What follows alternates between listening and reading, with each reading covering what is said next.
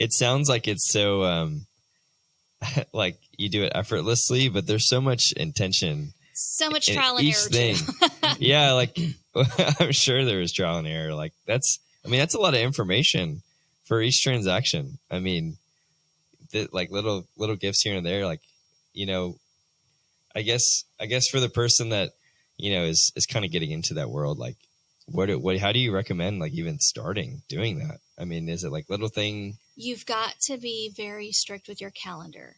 Okay. All of the contract dates have to go in your calendar, and you have to always look ahead. So how Okay. will I know, you know, when their option period is over if I don't have it on my calendar? Have alerts on your calendar. I have an amazing transaction coordinator. So she not only puts all those dates in my calendar and it alerts me, she's also like, hey, the closing date's approaching. You may want to go get this for them, or go get that for them, or check this or check that. And then also following the closing, I get alerts. It's been 1 month since they closed. It's been 2 months since they closed. It's been 6 months since they closed. So I'm getting these alerts that remind me to check in. Hey, happy 6-month anniversary in your new home. How are things going? So you're getting those reminders. You set up those reminders from the beginning. Mm-hmm. So you have little, like it'll say, hey, just at the 1 month. So then you just call them or drop repeats by every month on your Google calendars. What I use, you can make it repeat every month. You can make their their home anniversary of when they closed repeat every year. Wow! And so then it's already in your calendar. Wow! How is that translated into, you know, more business or like more referral opportunities? Showing people you care. Mm. Yeah. Everyone knows a salesperson. Mm-hmm. Yeah. Everybody knows a real estate agent, right? Yeah. No, 10, easy. Mm-hmm. Why you is, I guess, the question that ends up popping up. So, yeah, I'm not just looking for someone to do a transaction with. I'm building relationships with people.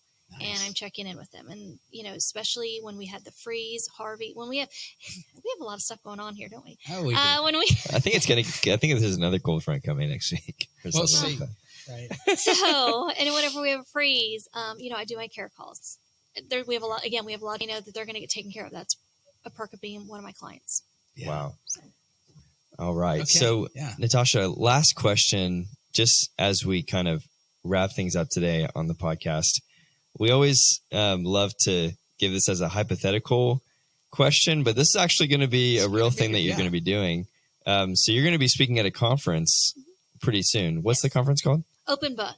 Open Book. Okay, so what is Open Book Conference? So Open Book is on March 7th at the Improv, and it is where they're having agents that are specializing in something that they do really well come out and talk to hundreds of other agents. Okay. So it's by agents for agents.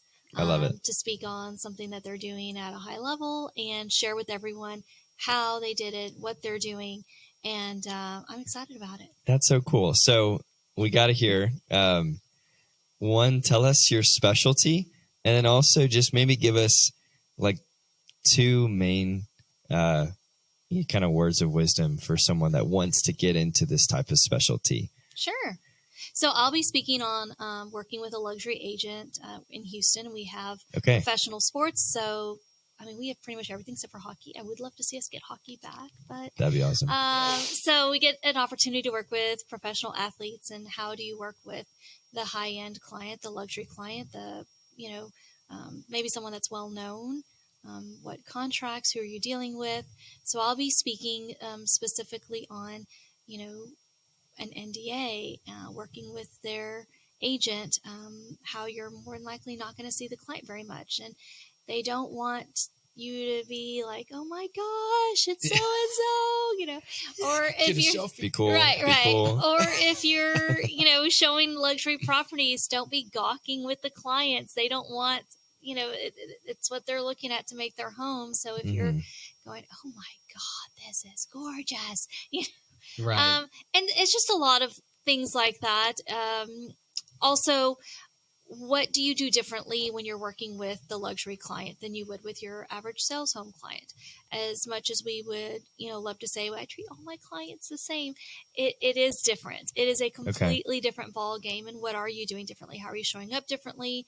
What are you providing them, you know, and just different services that you're providing for them and how you handle things. And so, I've had people I pick up on private planes and making sure the car is clean, making sure the car is washed, making sure that you have everything set out. And I've had an athlete that said his coach wanted to come right along to make sure that the house was close proximity to the stadium. And so just things like that. So I'm going to share some of Wow. my stories. Okay. I do want to write a book at some point in my life about my experiences because it's been fun. And a lot of Yeah. things, I can't share because I signed contracts that I can't share.